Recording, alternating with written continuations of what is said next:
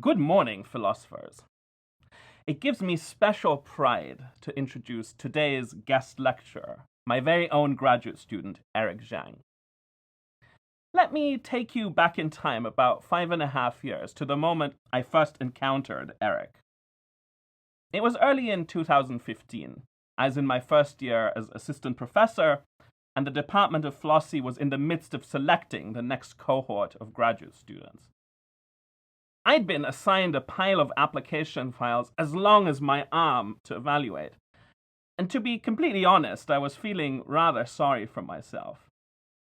All that changed when, about a dozen files into the pile, I came across an application that almost leapt off the page. It had been submitted by a young Canadian philosopher by the name of Erik Zhang, whose family had emigrated to Canada from China when Erik was already 14 years old. I did a double take when I read that because this candidate wrote with a lucidity and a punchiness that would have been the envy of any native speaker. The letters of recommendation from his professors in Canada were pure raves. But what really stood out to me was the quality of Erik's writing sample. His paper dealt with a problem that had first been put on the map by Judith Thomson, namely the problem of so-called innocent threats. Imagine that you're lying on the beach, peacefully sunning yourself at the foot of a large cliff that overlooks the ocean. Suddenly, a freak gust of wind picks up a person standing at the top of the cliff, blows him off the cliff, and he begins falling towards you. You can't move aside. If you do nothing, the falling person will land on you and you'll be crushed to death. However, the falling person, cushioned by your body, will survive his fall with no injuries. Now, as it happens, because this case sprang from the fertile imagination of Judith Thomson, who loves such crazy hypotheticals, so as it happens, you have a ray gun in your hand. If you zap the falling person, they will be vaporized, but you will survive unscathed. So what's the right thing to do? Is it permissible for you to zap the falling man before he squashes you? Or must you lie there and take it? Now, this problem is made so tricky by the fact that the person threatening your life is wholly innocent. He's quite unlike a culpable aggressor, deliberately out to do you harm. The falling man is in no way culpable in this situation, not even responsible. All he was doing was standing at the top of the cliff enjoying the view. Some philosophers, for instance, Jeff McMahon or Michael Otsuka, argue that this feature of the case makes the falling man analogous to an innocent bystander, whom it would be impermissible to kill, they think, even to protect yourself from a lethal threat. By contrast, other writers, such as Thomson herself or Jonathan Kwong, have argued that the fact that the falling man poses a threat to your life, and you too, after all, are entirely innocent, makes him morally disanalogous with a bystander. It's permissible for you to kill the innocent threat, they think, as it is permissible to kill someone culpably threatening your life. Now, in his writing sample, Erik argued convincingly that all these earlier proposals suffer from serious shortcomings. His own constructive idea went roughly like this. Erik argued first that innocent threats are morally disanalogous with bystanders in virtue of their causal role. They are threatening you, bystanders are not.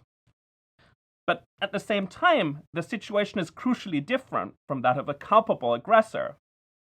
In both cases, it is unavoidable that someone will suffer harm.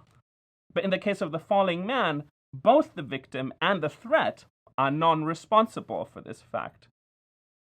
We should therefore think of the question who should suffer the harm as a problem of distributive justice. And the fairest way of distributing an indivisible harm between a non-responsible threat and his potential victim, the one that no one could reasonably reject, is by a process that gives each of them a fair chance of survival, for example, by flipping a coin. So that's what we should do. Now, I have to tell you that I was blown away by this writing sample. It was immediately clear to me that this was the work of a really talented and original mind. so it was a no-brainer that Erik was admitted to Princeton. Today, you'll get a taste of Erik's talents as a teacher of philosophy. And I'm very pleased that he's chosen to give his guest lecture on another classic paper by Judith Thomson, the philosopher with whom it all began 5.5 years ago. Special bonus points to those of you who can spot a connection between the topic of innocent threats and the topic of today's lecture, the ethics of abortion. Erik, the floor is yours. Good morning, everyone. In today's lecture, we will discuss Judith Thomson's classic paper, A Defense of Abortion. It is a paper that I very much enjoy studying as an undergraduate student, and it remains one of my all-time favorites, even to this day. Now, without a question, Thomson's paper has become one of the most widely discussed essays in the philosophical literature on abortion. Indeed, one philosopher even goes so far as to call the paper the most widely reprinted essay in all of contemporary philosophy. Now, although Thomson's essay is hugely influential, it is also worth mentioning that the success of Thomson's argument is by no means a settled issue. Her ideas continues to be the subject of a lively and open debate. So, I hope that by the end of today's lecture, you will come to appreciate the power and ingenuity of Thomson's argument, as well as some of his potential weaknesses. Here's our plan of action for today. We will first clarify the ambition and target of Thomson's argument. Next, we will examine more closely the argument's content. We will then proceed to discuss some objections and pushbacks that have been subsequently made against Thomson, and finally, we will note some limits and implications of Thomson's argument if it is accepted. As it is customary, let me begin, however, with a few remarks about our author. Judith Thomson was born in New York City in 1929. After completing her studies at Cambridge and Columbia, she taught for a year at Boston University before moving to MIT, where she has taught ever since and is now Professor Emerita. Thomson is well known for her contributions to many areas of philosophy, particularly in ethics and metaphysics. Her work on ethics is especially celebrated, both for its breadth as well as for its depth.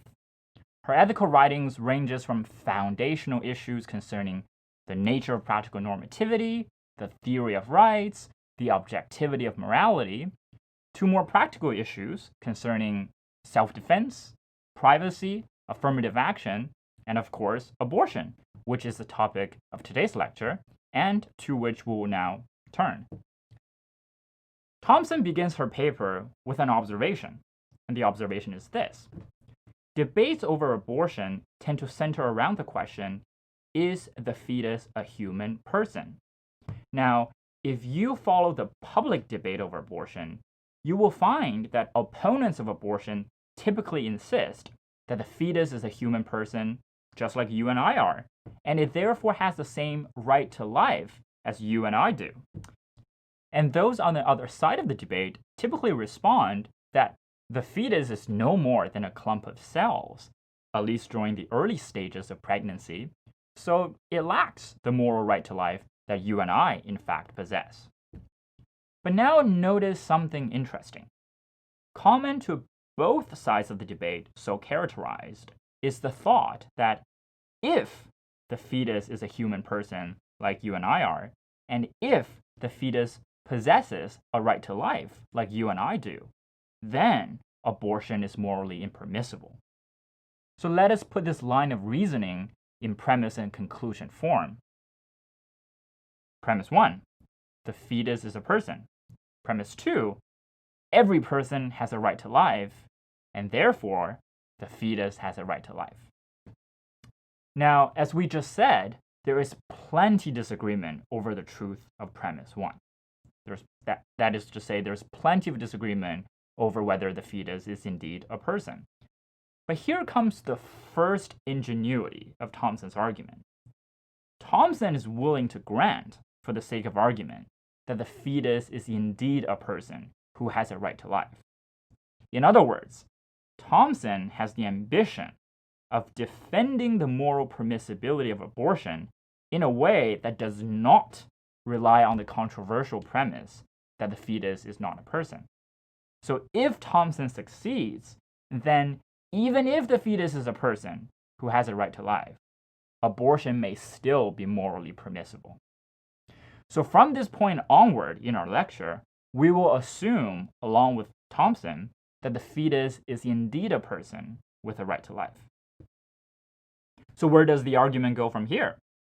Thomson first discusses what she calls the extreme view, which says that abortion is morally impermissible even when the life of the pregnant woman is threatened. Now, I imagine that most opponents of abortion would not adopt this extreme view. They would accept that, when a woman's life is in danger due to pregnancy, then abortion may be permissibly performed. So let us devote our attention to the main target of Thomson's argument, which claims that abortion is morally impermissible in the vastly more common cases in which a woman wants an abortion for reasons less weighty than preserving her own life. Here's how Thomson summarizes the viewpoint of her opponent at this point. She says, and I quote, everyone has a right to life, so the unborn person has a right to life too. And isn't the child's right to life weightier than anything other than the mother's own right to life, which she might put forward as grounds for an abortion, let's say the right to control her own body? Once again, let us put this viewpoint into premise and conclusion form, just for purposes of clarity, and we can call this the basic argument against abortion. And this is the argument that is the main target of Thomson's essay. Premise 1, the fetus has a right to life, something that Thomson is perfectly willing to grant. Premise 2, the woman has a right to control her body. Premise 3, the right to life outweighs the right to control one's body, and therefore, the argument concludes, abortion is morally impermissible.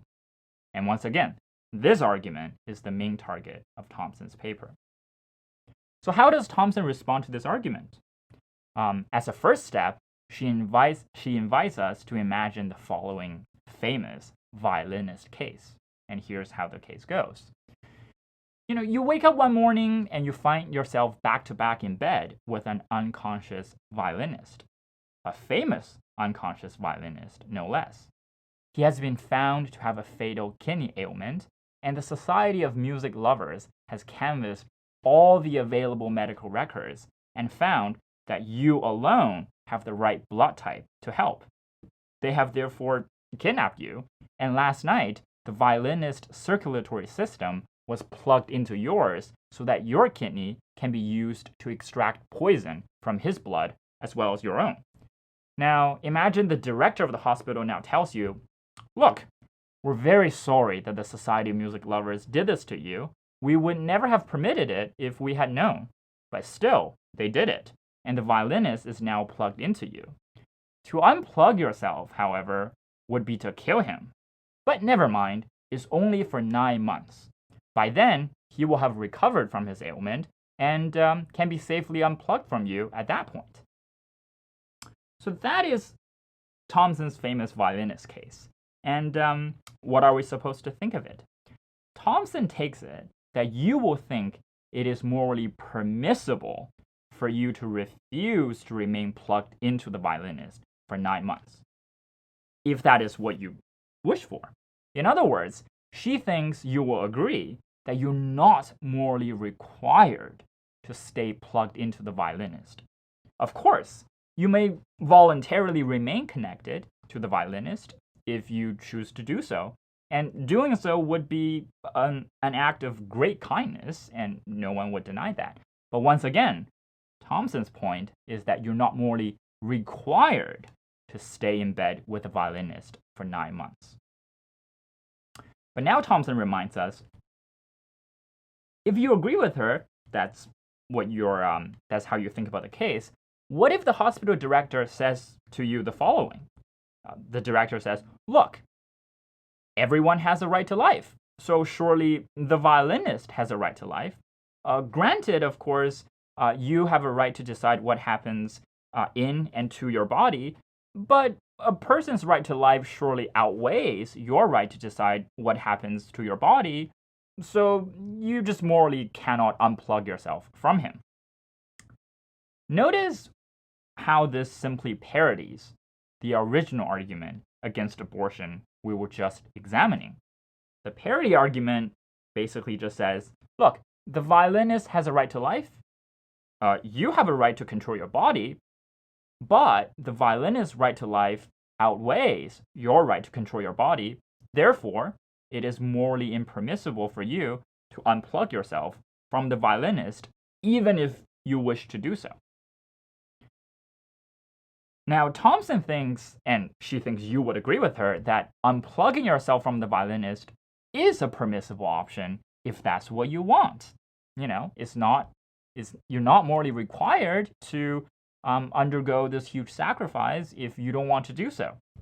Now, surely then there will be something wrong, seriously wrong about this parody argument. There will be something seriously wrong about the hospital director's line of reasoning. And if there is something seriously wrong about this parody argument, about the hospital director's reasoning, then Thomson thinks surely there's also something seriously wrong about the original argument against abortion that we were just examining. After all, both of these arguments have a similar structure, both appeal to a conflict between the right to life and the right to control your body, and both leverages the premise that the right to life is weightier than the right to control your body. So Thomson thinks if there's something seriously wrong about the conclusion that you're required to plug into the violinist for 9 months, in the violinist example, then there will be something seriously wrong about saying that abortion is morally impermissible too, in the original argument. Let me pause here to address one point before we proceed further. It is very important for us to get clear on the central point that Thomson is here making. Now, it is very tempting to read Thomson's example, violinist example, as seeking to demonstrate that P3 in the original argument is false. That is, it's very tempting to think what Thomson's violinist example does is to demonstrate the falsity of the claim that the right to life outweighs the right to control your own body. And indeed, on the Wikipedia page devoted to Judith Thomson, it says, and I quote, that Thomson's violinist example is meant to suggest that the human right not to be killed can be trumped by another person's right to control her own body when these two rights come into conflict. That's what it says on the Wikipedia page. But I am here to tell you that that is not the correct reading of Thomson's argument. And if I might add, it is also a reason to avoid relying on Wikipedia when you do research for your philosophy papers. Thomson's point is not that your right to control your body outweighs the violinist's right to life. Rather, Thomson's violinist example is meant to illustrate in a rather vivid way that a person's right to life is limited in its reach. In particular, and here's the crucial point that the violinist example is supposed to illustrate, a person's right to life does not include or entail a right to be kept alive by using another person's body. I think this point is important enough to merit repeating again. Thomson's violinist example, if it succeeds in generating the intuition that Thomson thinks it will generate, is meant to illustrate the following claim. A person's right to life does not include or entail a right to be kept alive by using another person's body. That's the crucial point. Think about it. The violinist has a right to life. I mean, you would agree, I would agree, Thomson agrees. The violinist is a person and he has a right to life. But that's not the key question. The key question that Thomson astutely asks is, does the violinist's right to life give him a further right, namely the right to use your body for the duration of 9 months in order to stay alive? So that's the crucial question. And Thomson thinks it does not give him that right. Yes, he has a right to life, but that right does not give him a further right to use your body in order to stay alive. So it is one thing to say that someone has a right to life. It is quite another thing to say that the person has a right to use your body in order to stay alive. By unplugging yourself from the violinist, Thomson thinks, you do nothing to violate his right to life, even if doing so brings about his death, because his right to life does not give him a right to use your body. So unplugging yourself, no violation of his right to life. And here comes the crucial analogy that Thomson wishes to draw from this example. She reasons like in the following way. Yes, the fetus has a right to life.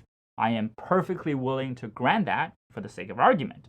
But the fetus's right to life, too, does not give the fetus a right to use the pregnant woman's body in order to stay alive. So by choosing to discontinue life-sustaining support for the fetus, the woman who seeks an abortion does nothing to violate the fetus's right to life, even if doing so brings about the fetus's death, because the fetus's right to life does not give the fetus the further right to use the pregnant woman's body in order to stay alive. Okay? So that is the correct understanding of Thomson's argument, or what Thomson's up to at this point of her paper. And here's how Thomson herself characterizes the point that she wants to make. And I quote, she says, I would stress that I am not arguing that people do not have a right to life. I am arguing only that having a right to life does not guarantee having either a right to be given the use of or a right to be allowed continue use of another person's body, even if one needs it for life itself. So to return to our original argument against abortion, which we were just examining, that says the fetus has a right to life, the woman has a right to control her body, the right to life outweighs the right to control your body, therefore abortion is morally impermissible. Thomson's objection, let me stress again, is not that P3 is false, as Wikipedia claims. Rather, her objection is that even if all the premises here are true, the conclusion still does not follow. The conclusion does not follow because the fetus's right to life does not entail or include a right to use the pregnant woman's body in order to stay alive.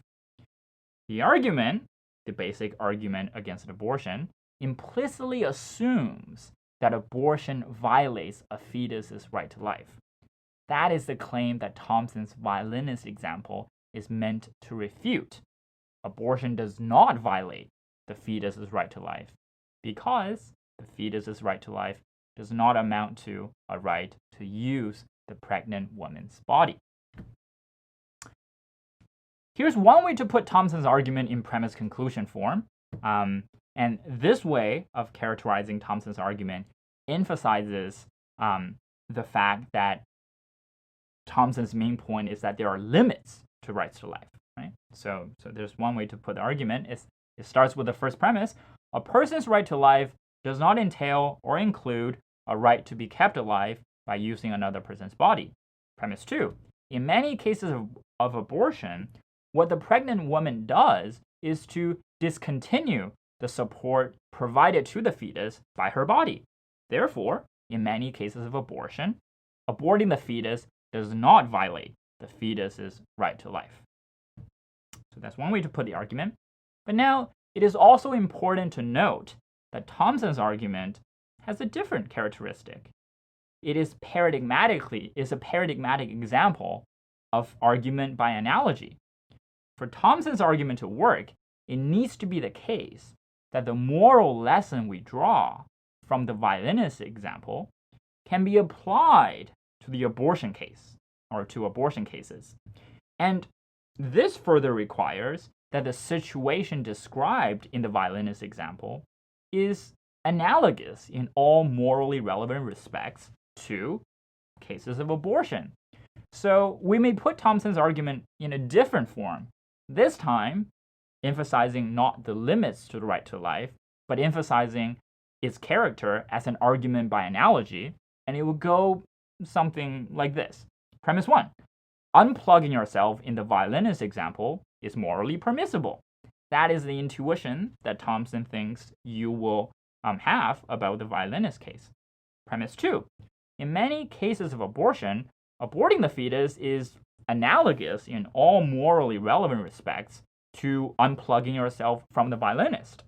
So, the conclusion, in many cases of abortion, aborting a fetus is morally permissible.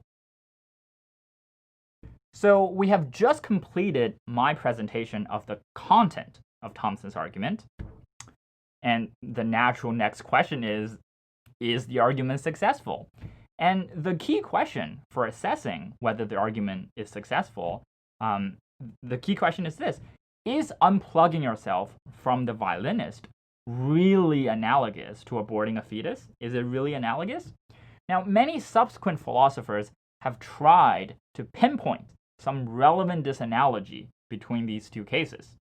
Now, if such disanalogies are successfully found, and if no adequate remedies can be supplied, then Thomson's argument breaks down. It breaks down because if such analogies were found, we can no longer apply the lesson we learned from the violinist example to cases of abortion. So the argument breaks down. But rather than going through all of the proposed disanalogies in the literature, let me just instead focus on two, which might have already occurred to you when you were reading the paper.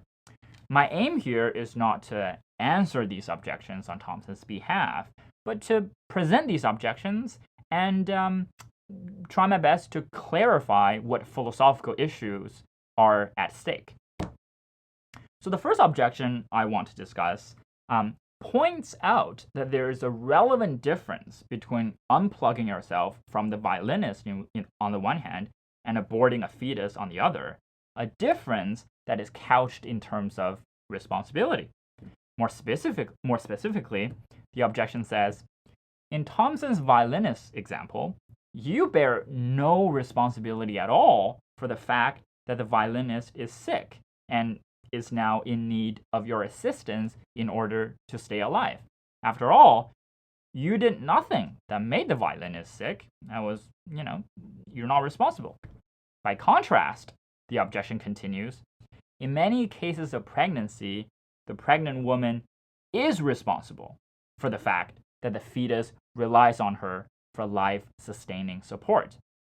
This is because, the objection says, in many cases of pregnancy, the woman voluntarily engages in sexual intercourse, foreseeing that there is a risk that the activity could result in pregnancy. She is responsible for the fact that the fetus relies on her for life-sustaining support because if she had not engaged in sexual intercourse, the fetus would not now be in need of her body in order to survive.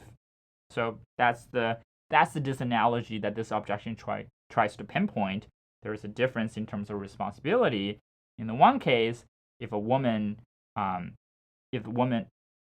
stays away from sexual intercourse, the fetus wouldn't then be in a position to need her assistance.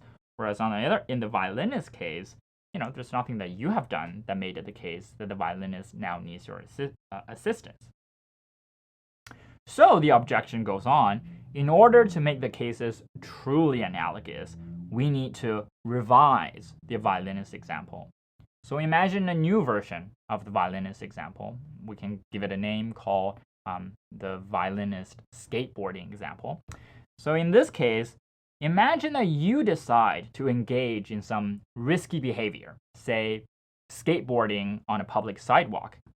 Now, while you're enjoying your activity, you accidentally bump into the violinist, causing him to fall onto a sharp object, as a result of which his kidney is damaged. In this case, you are responsible for the violinist's condition. If you had not skateboarded on a public sidewalk, the violinist would not now be in need of your life-sustaining support. Surely, the objection concludes, you now have a moral obligation to stay plugged into the violinist in this new case, even for 9 months, if that's what is needed to save the violinist's life, because you're responsible for the fact that the violinist needs your support. So in essence, the responsibility objection puts forward a principle that says something like the following, and we can call this the responsibility principle.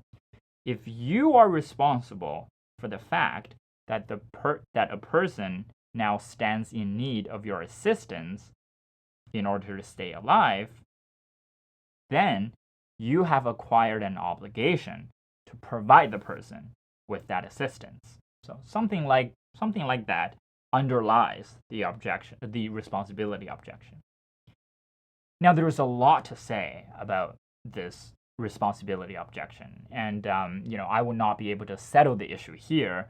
But let me just leave you with some thoughts that you might want to ponder over in your free time. In the skateboard example that I just gave, the responsibility principle seems pretty plausible. My skateboarding on the public sidewalk is what caused the violinist's kidney to be damaged. If I had not done the act, if I had, not skateboarded on the sidewalk, the violinist would not need my assistance in order to survive. So, seems, I am responsible, and yes, it seems I do have an obligation to stay connected to the violinist for 9 months, if that is what is needed to save his life in the skateboarding example. So the responsibility principle seems pretty good there. But now I want to express some doubts about the responsibility principle, and I want to do so by introducing a different case. Now, in this case, it is also true that if I had not done some action, then some person would not now be in need of my assistance. So let's see if the responsibility principle holds in this case as well. Let's call this example life-saving drug example. And it's a variant on the violinist case. So the violinist is facing a fatal illness. And it just so happens that I have a life-saving drug. And I give it to him, and the drug saves him from the verge of death. So right away we can say, I am responsible for the violinist's continued existence. If I had not given him the drug, he would have died. So I am responsible for his continued existence. But now imagine, years later, the violinist suffers a kidney ailment, just like in the original case. And I find myself plugged into the violinist, just like in the original case, with the choice of either unplugging myself or staying plugged to the violinist for 9 months. Now, I think it's pretty clear that if it is permissible for me to unplug myself from the violinist in the original Thomson case, then surely it is permissible for me to do so here as well. But notice, however, in this case, I am responsible for the fact that the violinist is in need of my assistance. I am so responsible because if I had not given him the life-saving drug in the first place, he would not now exist. And if he does not now exist, then he would not now need my body in order to survive. He will be dead, in short. So the responsibility principle says that since I am responsible for the fact that the violinist now stands in need of my assistance, I have an obligation to provide it. But that just seems wrong, at least in the new case that I just introduced. So one way to put the point that I'm trying to make is that in some cases, a person can be responsible for another person's need of assistance by being responsible for the other person's existence in the first place, right? So this is what I try to illustrate with my life-saving drug example. In the life-saving drug example, I am first responsible for the continued existence of the violinist. He then later suffers an ailment, and which needs my assistance. In these cases, in cases in which my responsibility for the fact that the person now needs my assistance comes by way of my responsibility for their existence, the responsibility principle seems to fail or doesn't seem to have as much force as in the cases like the skateboarding example.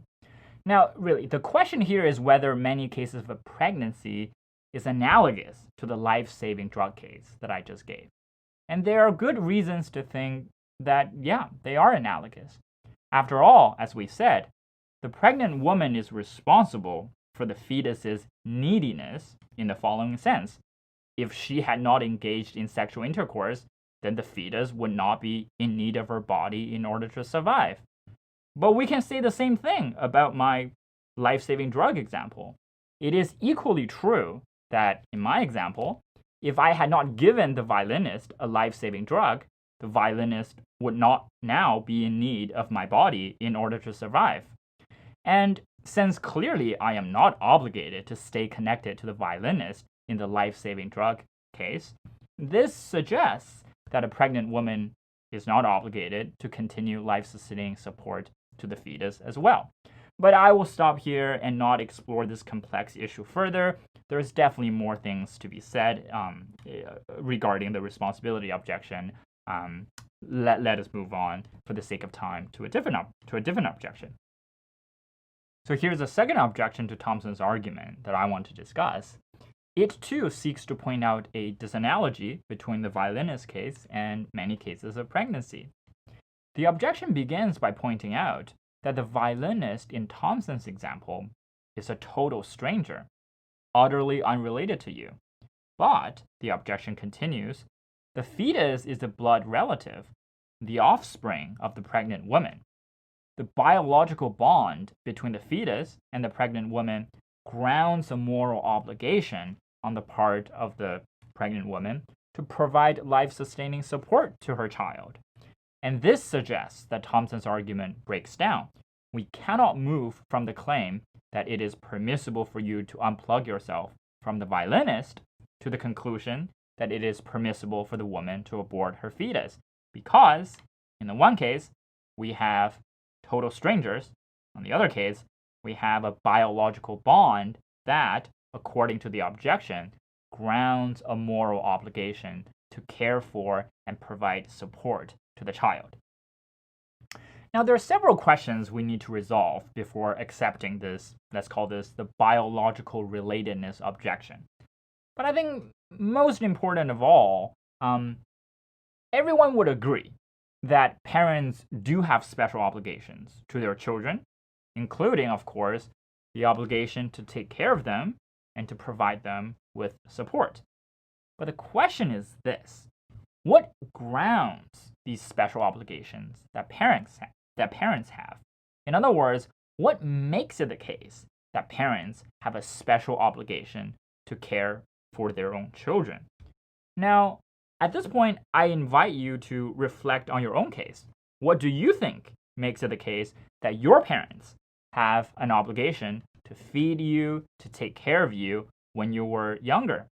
Is it merely the fact that you share a genetic connection to your parents, or does it require something more than just genetic connection?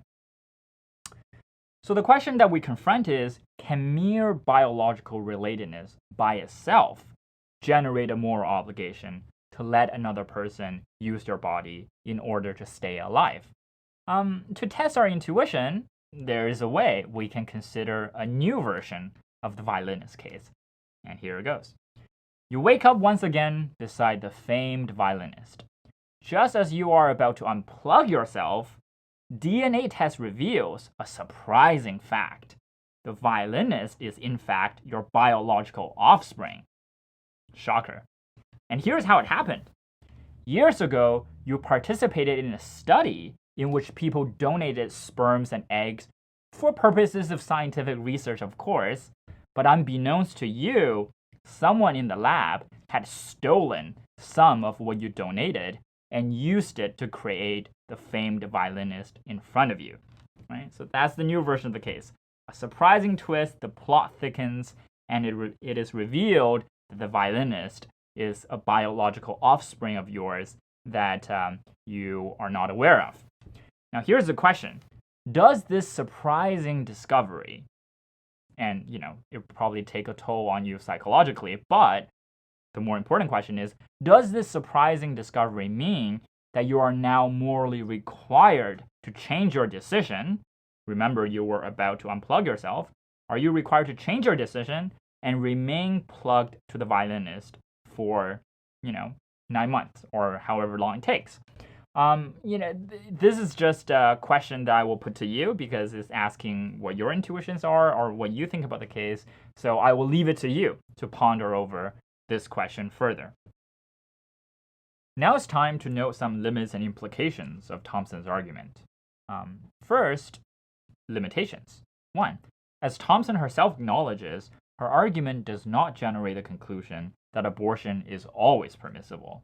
A key fact about the violinist example is that saving the violinist requires a non-trivial sacrifice on your part. You will need to stay plugged into the violinist for a rather long time, and many aspects of your life will be seriously impacted by this arrangement. However, as Thomson notes, when a woman's reason for seeking an abortion is quite trivial, it may well be impermissible for the abortion to be performed. Thomson writes, and I quote, "It would be indecent in a woman to request an abortion, and indecent in a doctor to perform it if she is in her 7th month and wants the abortion just to avoid the nuisance of postponing a trip abroad." Second limitation. Thomson's argument does not generate the conclusion that all forms of abortion are permissible. In particular, as Thomson notes, though the pregnant woman may be permitted to stop providing life-sustaining support to the fetus, and thereby bring about the fetus's death if the fetus is not viable, she is not permitted to seek the death of the fetus if the fetus is independently viable. Again, this feature of Thomson's argument follows from the violinist example. You may be permitted to detach yourself from the violinist, sure, and thereby bring about the violinist's death, but you are not permitted to kill the violinist if miraculously the violinist survives without your assistance.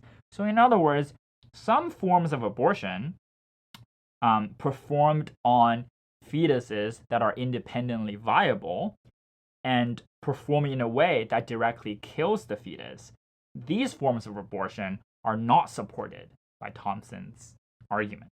Right? So that's the second limitation. Let me now note some welcomed implications of Thomson's argument if it is accepted. Number 1, many people, and this includes some defenders of abortion, feel more hesitant to support abortion in cases where the fetus is independently viable. And critics of abortion often believe it is especially objectionable to abort a fetus after it reaches viability. Now, if we accept Thomson's argument, then we get a nice explanation for why we think abortion performed on viable fetuses may be distinctively problematic. After all, as we were just discussing, in the violinist example, you may permissibly bring about the violinist's death by unplugging yourself when the violinist needs your body to survive. But when the violinist reaches a point where he can survive independently of your support, a point of viability, it becomes very objectionable to deliberately bring about the violinist's death at that point. Here's a further welcomed implication of Thomson's argument. Many critics of abortion point to the fact that a fetus in the late term of pregnancy is not that significantly different from a newborn infant, especially if we consider those infants that are born prematurely. So, these critics ask, how can late-term abortion be morally permissible if infanticide is obviously wrong? And here again, Thomson's argument provides us with a potential answer. A fetus in the late-term abortion may not have a right to use the pregnant woman's body, in which case she may permissibly choose to discontinue the support that her body provides. A newborn infant, on the other hand, is more analogous to the violinist who has already been disconnected from you. And everyone should agree that although you may unplug yourself from the violinist, what you may not do is to kill him once he has been successfully detached from you. Okay, so we're reaching the end of this lecture. I just want to spend some time reviewing some of the key points in today's lecture, right? And there are about 5 of them. First, the ambition of Thomson's argument is to defend the moral permissibility of abortion, even granting that the fetus is a person and has a right to life. So that's the ambition. Second, the target of Thomson's argument are those arguments that move from the premise that the fetus has a right to life to the conclusion that many cases of abortion are morally impermissible. So these are the argument that Thomson is trying to refute. She thinks there is no clear path, no plausible path from the premise about a right to life to the conclusion that abortions are morally impermissible. Third, the content of Thomson's argument can be presented in at least two ways. At least I presented them in two ways. The first way emphasizes Thomson's point that the right to life has a limited scope, namely, the right to life does not include or entail the right to be kept alive by using another person's body. And the second way to present Thomson's argument emphasizes instead that Thomson's argument is an argument by an analogy. So there are at least two ways to present Thomson's argument.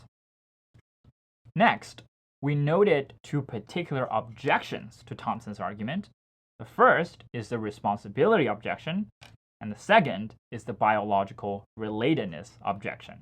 Now, I haven't resolved these objections by any means, but I will leave that to you to ponder over these objections further. And after that, we noted some limits of Thomson's argument. There are at least two limits. First, we noted the argument does not generate the conclusion that abortion is always permissible, and in particular, when the cost required of the pregnant woman is trivial, Thomson thinks it may be impermissible to seek an abortion. And the second limit is that the argument does not generate the conclusion that all forms of abortion are permissible. In particular, if the fetus is independently viable, then ways of aborting the fetus that kills the fetus may be impermissible. And finally, we noted some welcomed implications of Thomson's argument. The first implication we noted is that Thomson's argument provides an explanation for why abortions performed on independently viable fetuses may be especially objectionable. And second, Thomson's argument provides a potential explanation for why the permissibility of late-term abortions need not lead to the permissibility of infanticide. And this wraps up my lecture for today. I hope you now have a better appreciation of Thomson's argument and you understand better why the paper has exercised the minds of both defenders and critics of abortion alike. Thank you.